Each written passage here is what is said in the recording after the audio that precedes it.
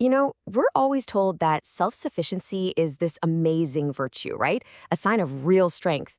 But what happens when that strength gets taken too far and actually becomes a weakness?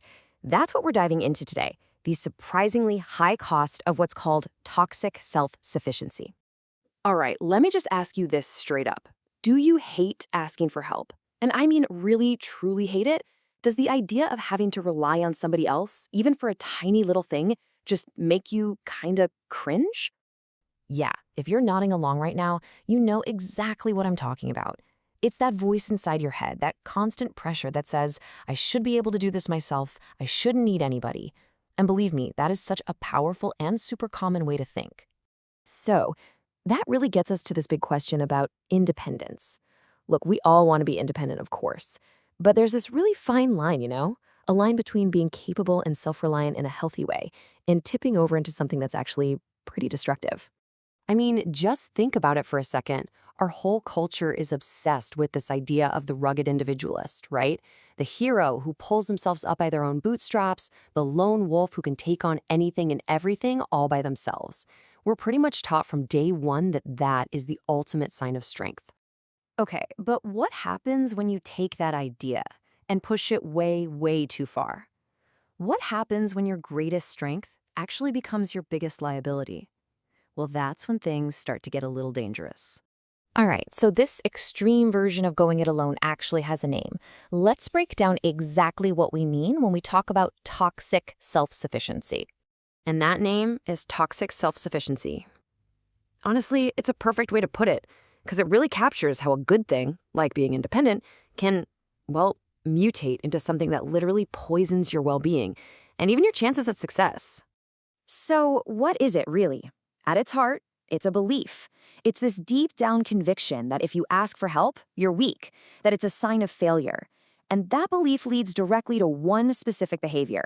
You refuse to get support, even when you're totally overwhelmed or completely stuck. And this is where we can see a really stark difference. Look, healthy independence, that's about being capable for sure, but it's also about being smart enough to know your own limits and to see the value in working with others. Toxic self-sufficiency is the total opposite.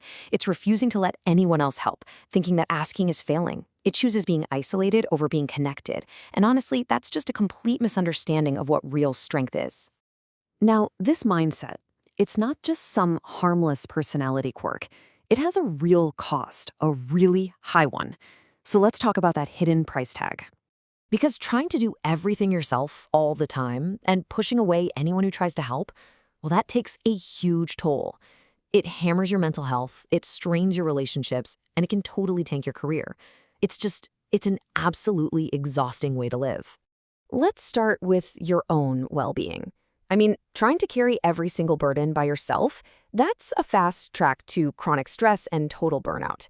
And the worst part? Because you're pushing people away, you start to feel incredibly isolated and anxious. You end up feeling all alone because, well, you've created that situation for yourself. And then there's the hit to your success, to your career. When you refuse help, you stop learning from other people, which just stifles your own growth. In a team setting, it creates all kinds of tension and leads to mistakes that were completely avoidable.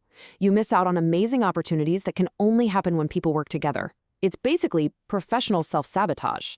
Okay, so how do we get out of this trap? Well, the last piece of this puzzle is all about a really important mental shift. It's about learning to see the strength in asking for help. And I really want you to chew on this idea for a second. What if the ultimate form of self-sufficiency is knowing how to use all the resources you have? And that includes other people. I mean, that just flips the whole script, doesn't it? Real self-sufficiency isn't about struggling to do it all alone. It's about being smart enough to use every tool in the toolbox, including the people around you, to get where you need to go. And really, that's the key takeaway here. Real strength isn't pretending you're a robot with no needs. It's having the wisdom and the confidence to ask for help when you need it. That's not weakness, it's strategy. It's just plain smart. So I'm going to leave you with this final question to think about. That thing you've been avoiding, that moment where you have to say, hey, I can't do this by myself. What if that isn't a moment of failure? What if asking for help is actually the most powerful, the most strategic, and the bravest thing you can do? Just something to think about. Thanks so much for tuning in.